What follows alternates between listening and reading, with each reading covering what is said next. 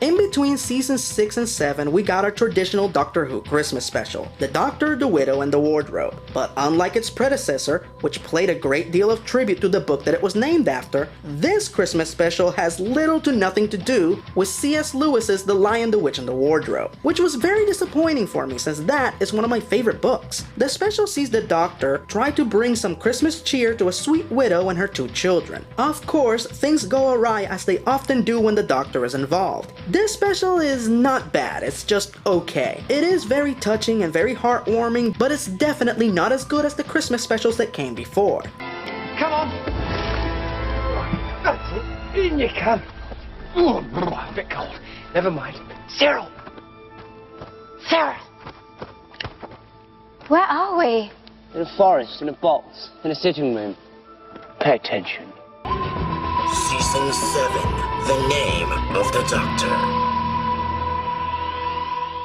At the end of Season 6, the head of Dorian Moldavar made a lot of promises of big things to come. Now, big claims and big promises are common to Doctor Who, but often they go unfulfilled. Little did we know that this season would finally deliver on all those long unfinished plot lines, as Doctor Who ventured into the biggest year of its long illustrious run, the year of the show's 50th anniversary. But before we could even get excited about this major landmark, we received the sad news that the 11th Doctor's long-term companions, the Ponds, played by Karen Gillan and Arthur Darvill, were leaving the show. As I stated before, it took a while for Amy to grow on me, but once she did, she became an indispensable part of the show, the perfect companion for the 11th Doctor. It was plain to see why she was the longest running companion of the modern era, because no other companion believes in the Doctor more than Amy Pond. Amy, what is it? Something old, something new, something borrowed, something blue.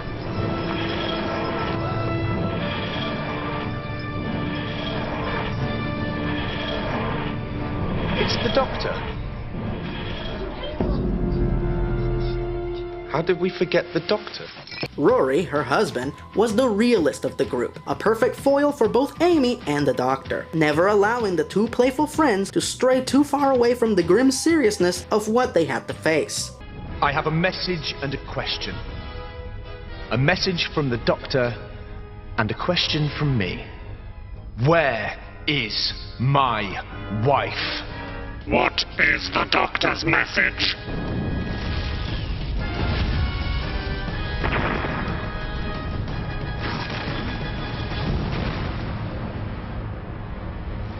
Would you like me to repeat the question? So seeing them go was very difficult. Fortunately, Stephen Moffat gave us 5 big blockbuster episodes which led to their departure, starting with my all-time favorite episode of Matt Smith's era, Asylum of the Daleks. I'm not saying it's the best episode, it's just my personal favorite. Here, the Doctor and his companions are ambushed and kidnapped by his most enduring enemies, the Daleks. But not for the reasons you might think. Save us.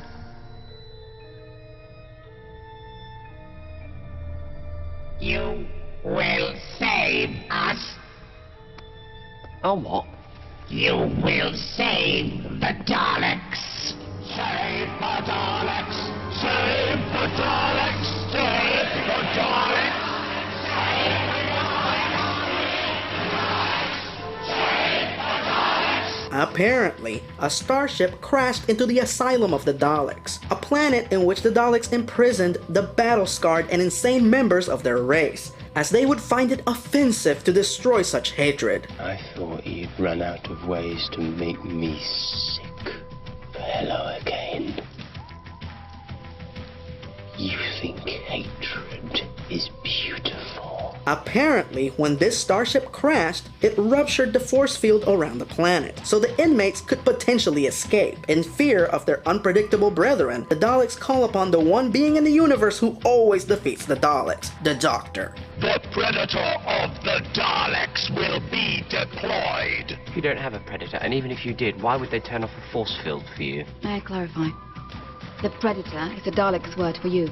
Me? and they want him to go down to the planet and take down the remnants of the force field so the Dalek mothership can destroy the planet from orbit. This episode was a delight for an old school fan, as you get to see nearly every incarnation of Dalek in one episode. This also serves as a great haunted house episode, as our heroes are pretty much walking around in a minefield, with any broken Dalek potentially waking up and killing them at any moment. Not to mention the nano cloud that is slowly killing them and turning them into Dalek zombie drones. After years of being defeated by the Doctor over and over again, the Daleks have lost their status as a serious threat. Here, not only do we get to see how efficiently the Daleks could capture and destroy the Doctor and his companions, but for a few short moments in this episode, Moffat actually made the Daleks scary. But even with their newfound fright, resources, and infiltration skills, please keep in mind that the Daleks are still dealing with the Doctor. Who killed all the Daleks?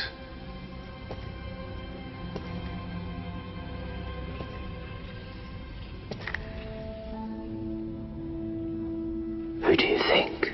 And so, after 4 more great episodes, the Pawn's adventures with the Doctor came to an end, which was sad to watch. But at least we were somewhat mentally prepared for the moment. I have to say that Amy and Rory's departure is the absolute saddest out of all the companions. And it's not that we haven't seen companions meet tragic ends before, but like I said, these characters had a very strong connection. We knew them well, so the idea that they would never be able to see each other again is truly tragic.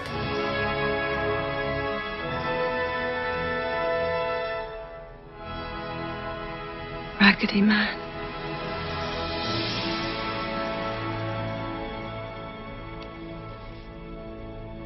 Good night. After the departure of the Pawn, Season 7 went on hiatus to bring us the obligatory Christmas special, The Snowman. I have to say, this is my least favorite Christmas special thus far, which is infuriating as it starts off really good, with the Doctor mourning the loss of the Pawns, as he has exiled himself in Victorian London, under the care of the Paternoster gang, Madame Vastra, Jenny Flint, and Strax. I think it goes without saying, but these characters are awesome. Remain still and lay down your weapons in the name of the British Empire! Strax! Sorry? I told you before! Take the stairs! The gang is mostly comprised of former villains that the Doctor defeated and now owe the Doctor favors. First, we have the great detective, Madame Vastra, played by Nav McIntosh, a Silurian sleuth who is apparently the inspiration for Sherlock Holmes. I doubt the readers of the Strand magazine would accept that the great detective is, in reality,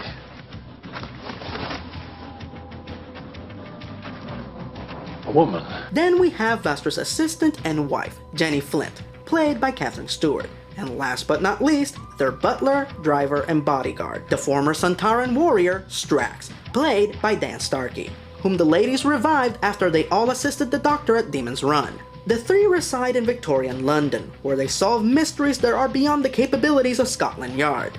These characters are so popular that for a while there a spin-off series was considered. As much as I love the gang, I'm glad that didn't happen, for 2 reasons. Number 1, I feel that the gang works better as supporting characters as opposed to central ones. And number 2, Nav McIntosh is so gorgeous, it would be a crime against humanity for her to do an entire series covered up in heavy makeup appliances. Dan Starkey is due to appear out of makeup in an upcoming Christmas special, Last Christmas. I hope that Miss McIntosh gets the same opportunity, as she is so good as Madame Vastra that she definitely deserves a break from her veil. Now, madam, we could lay mimetic cluster buns. Strax! Or dig trenches and fill them with acid. Strax!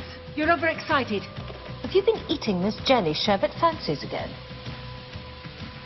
No. Anywho, back to the Snowman. So the Doctor has spent an undetermined amount of time out of action, until he meets his new companion, Clara Oswald, played by Jenna Coleman. Clara is the impossible girl, an individual who continues to appear to the Doctor throughout his timeline. Hell, sometimes she'll appear in the timeline of other time travelers. Emma Brown at your service, miss. Clayton.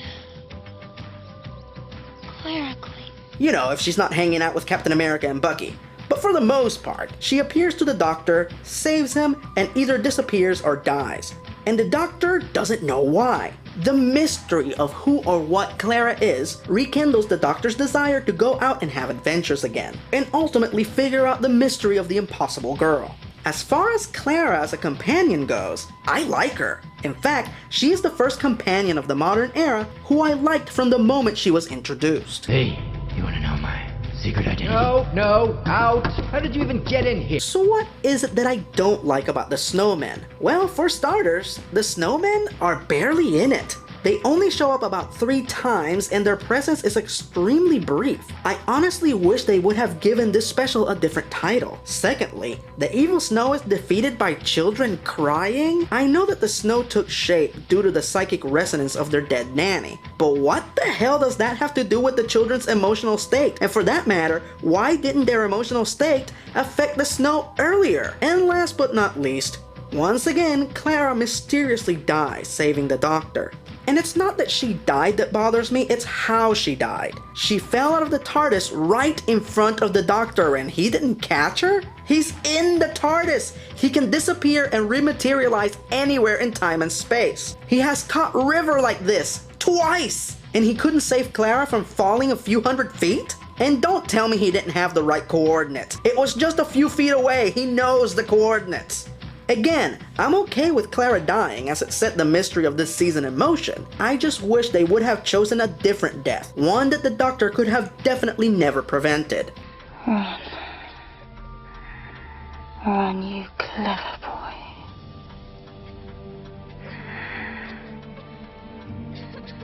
And remember. Thankfully, the rest of the season was fantastic, giving us one great standalone episode after the other. That's right, Season 7 has no two-parters, which made the season feel more full all around. In The Bells of St. John, as the Doctor struggles to solve the mystery of the impossible girl, he takes residence in a monastery, which was a clever reference to the 4th Doctor, Tom Baker, who joined a monastic order when he was 15, and gave it up for an acting career which ultimately led to him becoming the Doctor. Right, don't be a monk.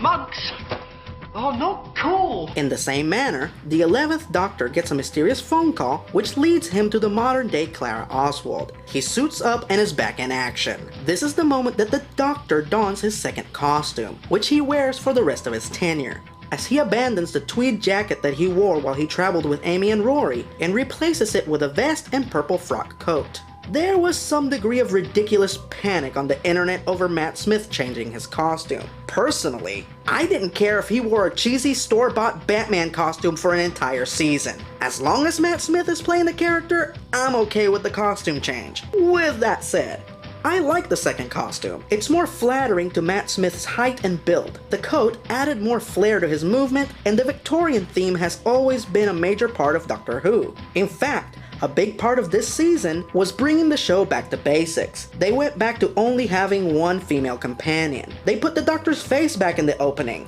and they made the TARDIS interior look more like a machine, which I prefer more than the Dr. Seuss look they had during Matt's first 2 seasons. Also, The Bells of St. John has one of my all-time favorite Doctor Who moments. The bad guys try to kill the Doctor by crashing a plane into him. In less than 1 minute, the Doctor jumps into the TARDIS, rematerializes inside the plane, stops it from crashing, therefore saving all the passengers on board, and then goes away. If there is one better shorthand for the premise of this show, I'm yet to see it. This season also saw one great guest star after the other, including Ben Broder, best known as John Crichton from Farscape, Warwick Davis, best known as Willow and the Leprechaun, and the greatest genre actor of all time, David Warner. If you don't know who David Warner is, look him up, because I guarantee you he has been in at least one thing that you love. He was in Tron, Briscoe County Jr., Ninja Turtles 2, he was Professor Van Helsing in Penny Dreadful, the Lobe in Freakazoid, Ra's al Ghul in Batman the Animated Series, and of course that Cardassian that tortured the shit out of Captain Picard on TNG. There are 4 lights. In fact, the entire episode The Crimson Horror was a tribute to the Avengers. No, not those Avengers. Those Avengers. The Doctor wears a bowler hat like John Steed, Jenny Flint wears a catsuit like Emma Peel, our heroes take on an over-the-top doomsday plot very much in the style of the classic espionage show, And of course, we get another awesome guest star, Emma Peel herself, Diana Rigg, playing the villain, Mrs. Gillyflower. You have no idea what you are dealing with. In the wrong hands, that venom could wipe out all life on this planet. Do you know what these are? The wrong hands. As the season progresses, the Doctor and Clara move from one adventure to another, with the Doctor only occasionally looking into the mystery of Clara's identity. All of this comes to fruition in The Name of the Doctor, where the Great Intelligence, the villain responsible for the snowman as well as other acts of villainy throughout the season, plans to unravel the Doctor's timeline by entering the tear in the fabric of time and space that will be left behind at the location where the Doctor will die in the future, at the fields of Trenzalore. Wait a minute. That sounds familiar. It's all still waiting for you. The fields of Trenzalore. To save the Doctor and every world the Doctor has saved throughout his lifespan, our heroes must enter the tear and stop the Great Intelligence. Unfortunately, this unearths the Doctor's greatest secret. He is my secret. What I did without choice. I know, In the name of peace and sanity. but not in the name of the Doctor.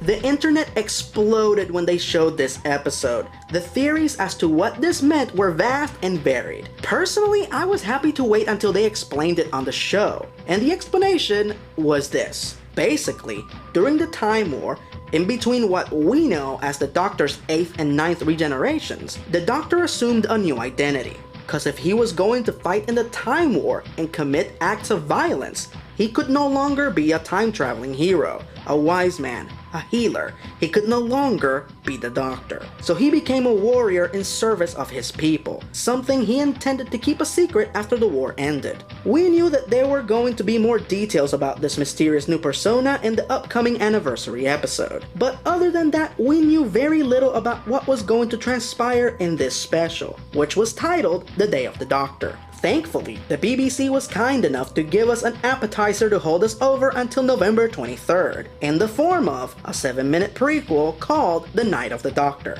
I'm a doctor, but probably not the one you're expecting. Oh my god, it's Paul McGann! Sorry, I lost my composure there for a minute. Anyway. Paul McGann, the 8th Doctor, returned one last time to show us the events which led the Doctor to decide to become the Warrior. It was so good to see the 8th Doctor in action again, and it was especially great to get to see him regenerate. Sure, we don't get to see him regenerate into the 9th Doctor, but it's still good. So we knew to expect big things from the anniversary episode. And then, DoctorWhoNews.net released this picture. The anniversary episode was going to be a multi-Doctor crossover event, and it was going to include the 11th Doctor teaming up with my favorite Doctor, David Tennant. How the hell did they know it was my birthday?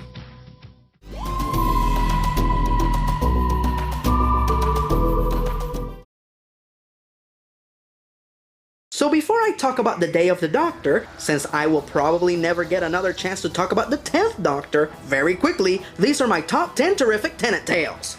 These are my 10 favorite 10th Doctor episodes. They are not the best, they're just my favorites. They're in no particular order, and in spite of Christmas Invasion being my favorite episode, I have excluded it, since I already talked about it last year. So very quickly, here we go. Number 10, School Reunion. This was the first episode of the modern era which played direct tribute to the classic one, marking the return of Sarah Jane Smith and K9.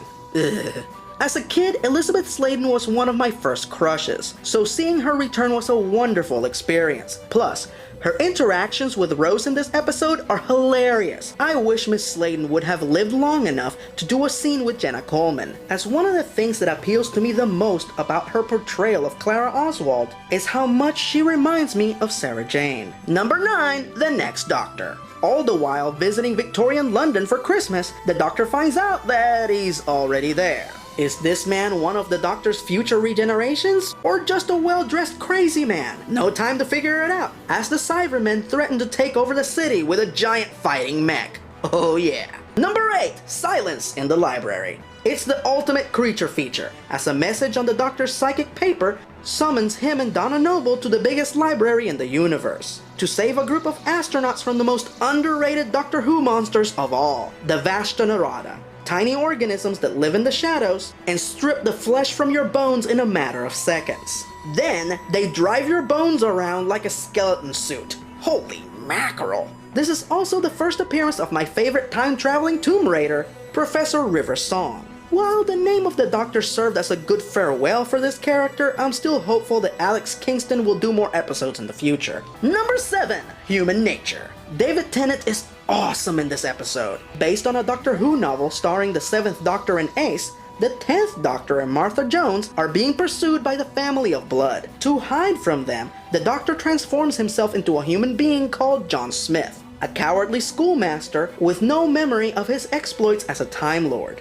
Unfortunately, the villains still catch up to our heroes, so we are faced with the ultimate dilemma: how to defeat a major alien threat without the Doctor. Oh, and by the way, Jessica Hines from Space guest stars in this one, and that ain't bad. Number 6. Turn Left. This one should have been in my top 10 It's a Wonderful Life episodes. Donna Noble gets a taste of her life without the Doctor, when her timeline is rearranged by some kind of a time beetle.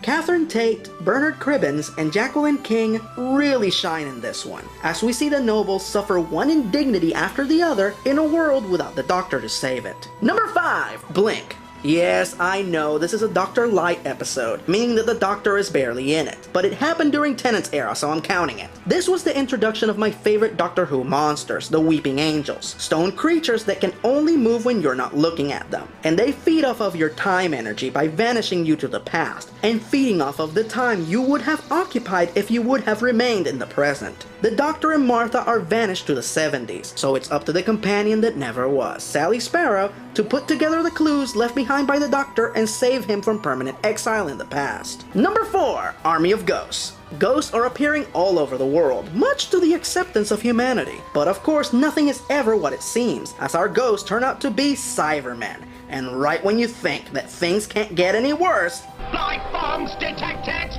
Exterminate! 2 invading armies and 1 Doctor. I don't know about you, but those odds seem pretty even to me.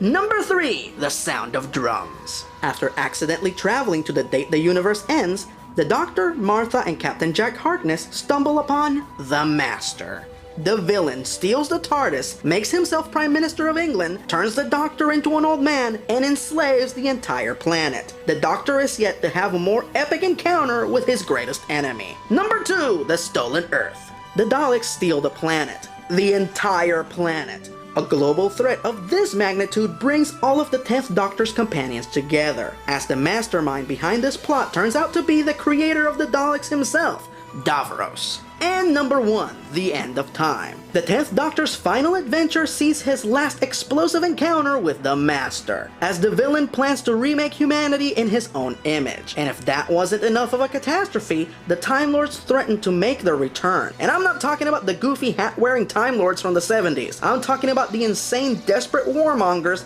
from the end of the Time War. So, while we're on the subject of the Time War, I guess this is as good a time as any to transition to the Day of the Doctor.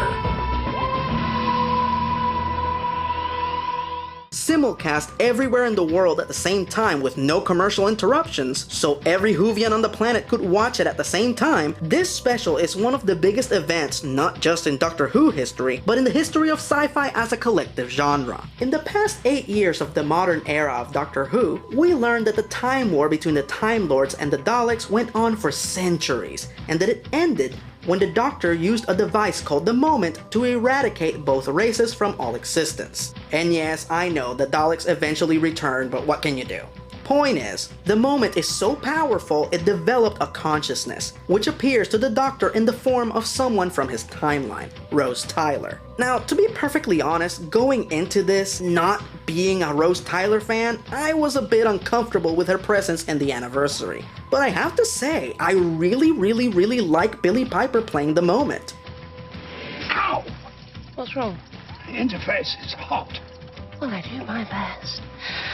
This otherworldly being there to guide the Doctor in his most desperate hour. Hell, I wish he had always been the Moment. But that's besides the point. To help the Doctor with his decision, the Moment shows him whom he will go on to become after the Time War, as she takes him to a moment in time when his 10th and 11th incarnations will unknowingly be working on the same case at different points in time. So she brings them all together so he can see that no matter what he decides, he will still go on to be a great hero that would never allow genocide to be the solution to any conflict. Originally, Stephen Moffat intended for the 9th Doctor to be the one that fought in the Time War, but when Christopher Eccleston opted not to participate in the anniversary, he decided to go with an alternate version of his original story, involving a secret persona the Doctor assumed during the war, played by the great John Hurt, who continues to appear in things that I love: Alien, Harry Potter, V for Vendetta, Hellboy, and now my favorite sci-fi series.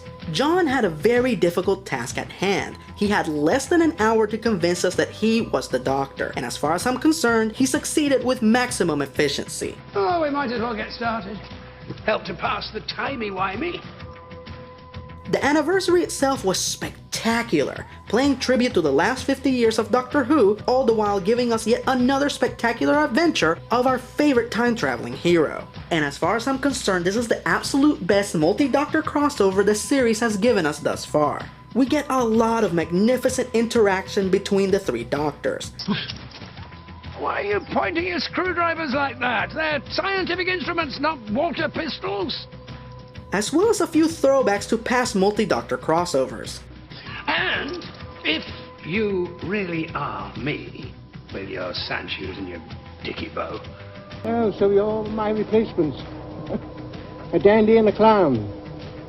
Matt Smith and David Tennant's chemistry was extraordinary. They worked incredibly well together. There was no doubt in my mind while I was watching this that these men have a deep-rooted affection for this show and wanted nothing more than to see it succeed. Their interactions in this anniversary were a major highlight.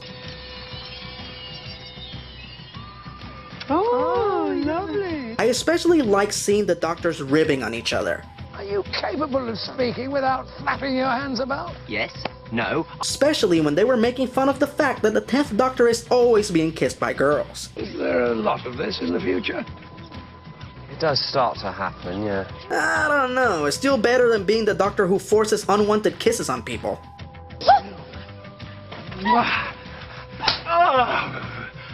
You have no idea how good that feels. It was an absolute delight to see my favorite Doctor in action one more time. If David Tennant never plays the Doctor again, I completely forgive him, as this final performance left me very happy and satisfied. I don't want to go.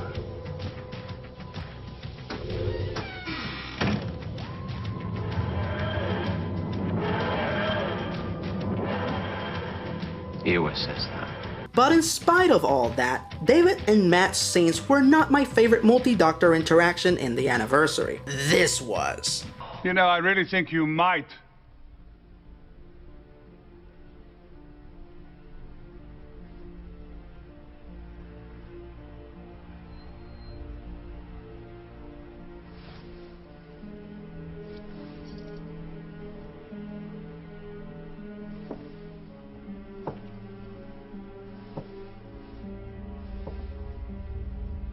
I never forget a face. I know you don't. I cannot put into words just how this moment made me feel, so I'll illustrate it by showing you the following clip. Just for this very brief moment in which Tom Baker, my first Doctor, the man that made me fall in love with this silly show all those years ago, when the monsters were made out of rubber and the sets were made out of cardboard, reappeared, I felt like I was 7 years old again, sitting in my grandma's living room watching my imaginary friend having adventures again. Tom has said multiple times in interviews that his biggest regret in association with Doctor Who was not being a part of the 20th anniversary special, The 5 Doctors. I'm glad he lived long enough to rectify that. Personally, I was very pleased by his presence. It might have been brief, but it was good to see my imaginary friend again. Who knows? Who knows?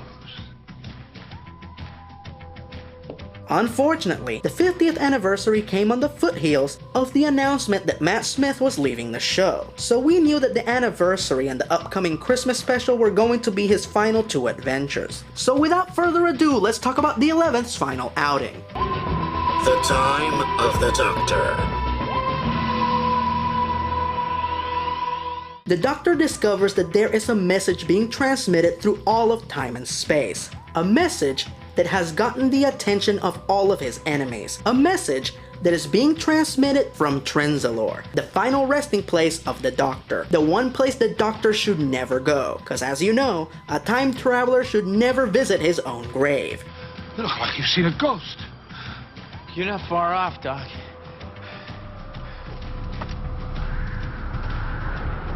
Great Scott. Who the hell is Clara? Marty, please don't stand there. Oh, right. Regardless, the Doctor and Clara still go, only to find the crack in the universe, the one from the 11th Doctor's first adventure. And with this, we finally find out the meaning of the prophecy. As it turns out, the Time Lords are not dead. They are trapped in a pocket dimension without any means of finding our dimension. After finding a crack in our universe, they decide to transmit a message through it to make sure that this is the correct universe. Well, actually, it's not a message, it's a question. A question being transmitted through all of time and space. A question being transmitted since the beginning of time, making it the first question, hidden in plain sight. Doctor Who. Doctor Who. Doctor Who. If the Doctor says his name and answers the question, the Time Lords will know that this is the correct universe and they will enter our universe through that crack and come face to face with every being in the universe who wants them dead, which will restart the Time War. So it is imperative that the Doctor never answer the question. Silence must fall. Caught in between the Doctor and every monster in the universe are the citizens of Trenzalore, who have nothing to do with this conflict. So the Doctor does the most selfless thing he has ever done. He stays. He stops having adventures through time and space, and he dedicates the next 500 years of his life to the defense of the people of Trenzalore from all manner of monsters looking to destroy the Time Lords by any means necessary. Initially, the Doctor has the support of the Church of the Papal Mainframe, who swear to assist the Doctor in the defense of Trenzalore. Unfortunately, after 500 years of conflict, a few members of the Church develop some understandable resentment towards the Doctor. So they break away from the Church, travel back in time, and try to assassinate the Doctor in the past by blowing up the TARDIS, which caused the cracks in the universe, which caused the conflict on Trenzalore in the future. Now that is the kind of ontological paradox that makes you go cross-eyed. They blew up your time capsule, created the very cracks in the universe through which the Time Lords are now calling. The Destiny Trap. You can't change history if you're part of it. On top of all that, we find out that the Doctor is actually on his final regeneration, as Time Lords only get 12. Personally, I've always thought that this had something to do with the numbers on the face of a clock, but that's just a theory. The point is that by this point, the Doctor has already used up 2 regenerations that most people don't count. One, when he changed into the Warrior, and the second one when the 10th Doctor regenerated back into himself. So I had vanity issues at the time. So this is it. When the Doctor dies, it's over. He's dead, now and forever. Which makes the sacrifice of his final days in the defense of Trenzalore even more meaningful. This story was beautiful. It's not just a great final story for the 11th Doctor, but I consider this to be the character's greatest moment in his entire 50-year history. Spoilers. Now, I'm about to delve into spoiler territory here, so if you haven't seen The Time of the Doctor, this is the point where I suggest you stop the video. You were warned. So, for his 500 years of service in their defense, the Time Lords give the Doctor a new set of 12 regenerations. So it's time to take a bow, like all your other selves. 11th time is over now. The clock is striking 12s. So for anybody out there who complained about the ostentatious and over-the-top nature of David Tennant's regeneration into Matt Smith, Stephen Moffat says, suck it! So with an explosion that destroys the Daleks and sends the rest of the monsters running home, with their tail between their legs, the 11th's body resets itself, as his new regeneration cycle begins, and in one of the most beautifully symbolic moments in the series, the 11th Doctor removes his trademark bow tie and transforms into the 12th. Now, a lot of people still question why the Doctor regenerated into an older version of himself. Well, the way I personally interpreted the 11th's last two adventures was that the reason that the Doctor kept getting younger with each regeneration was that he was trying to get away from his old grim warrior persona. He was trying to subconsciously bury his actions during the war, as well as the man that he was. So he kept regenerating into more youthful and lighthearted personas. Am I having a midlife crisis? But after he learned what truly happened at the end of the Time War, and after experiencing hundreds of years as a wise old defender of the people, being old and mature just didn't seem like that bad of an option. What is it that makes you so ashamed of being a grown-up? Hell, in Deep Breath, we find out that the 11th did have a notion that his next regeneration was going to be older. Please tell me I didn't get old, anything but old. I was young. Personally, I think it's refreshing. TV and movie stars get younger every year, so in between Peter Capaldi playing the Doctor and Clark Gregg playing Agent Coulson, it just feels good to see grown-ups playing these roles again. Now, before I close this out, I promised all of you that in this video, I would reveal my thoughts on the latest incarnation of the Doctor. So very briefly, here we go.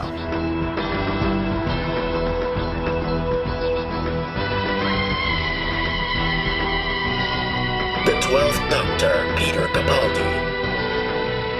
First of all, I have to say that Peter received the most epic unveiling I have ever seen any actor who has ever played this role get. When he was announced and he came out to a thunderous ovation, I really didn't know how to react until he struck the pose. This is the moment when I knew for sure that the franchise was in good hands. I love how one of the running subplots of the 12th Doctor's premiere episode is how Clara has trouble accepting him now that he looks older. So what do we do? How do we fix him?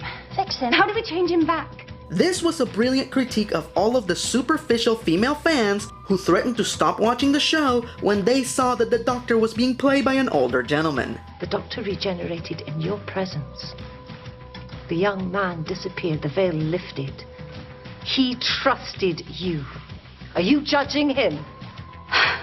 This is one of those moments when I seriously wanted to high-five Stephen Moffat. Now, Peter's a magnificent actor and I had no doubt that he was gonna do a good job playing the Doctor. But honestly, I didn't warm up to his portrayal of the Doctor until his third episode, Robot of Sherwood. Draw your sword and prove your words. I have no sword. I don't need a sword. Because I am the Doctor. And this is my spoon.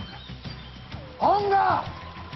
He is such an ill-tempered, condescending, unsympathetic, stuck-up egomaniac, and I love it. And do people ever punch you in the face when you do that? Not as yet. The costume? I like it. It's simple but stylish. Michelle Gomez as the Master? I like it. They couldn't have chosen a better actor. I hope they bring her back next season, and I hope we get to see one of those classic sword fights between the Doctor and the Master, like in John Pertwee's era. All in all, I might not be enjoying Capaldi's era as much as Tennant's and Smith's, but I'm still enjoying it, and I look forward to seeing more. You are monsters! That is the role you seem determined to play, so it seems that I must play mine. The man that stops the monsters. I'm sending you back to your own dimension. Who knows? Some of you may even survive the trip. And if you do, remember this. You are not welcome here. This plane is protected. I am the Doctor. And I name you the Boneless!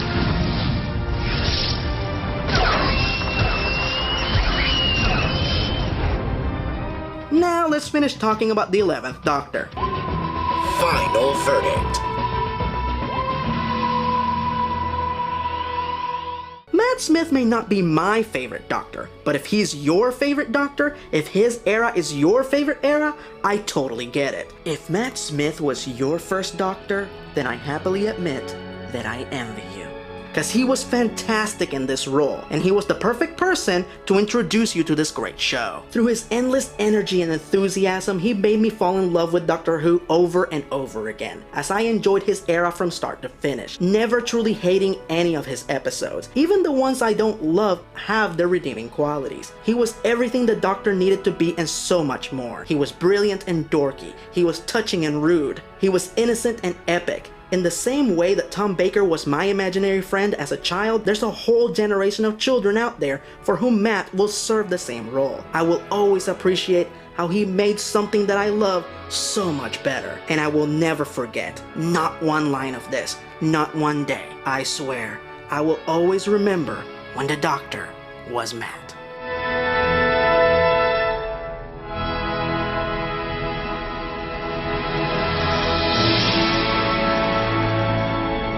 Geronimo.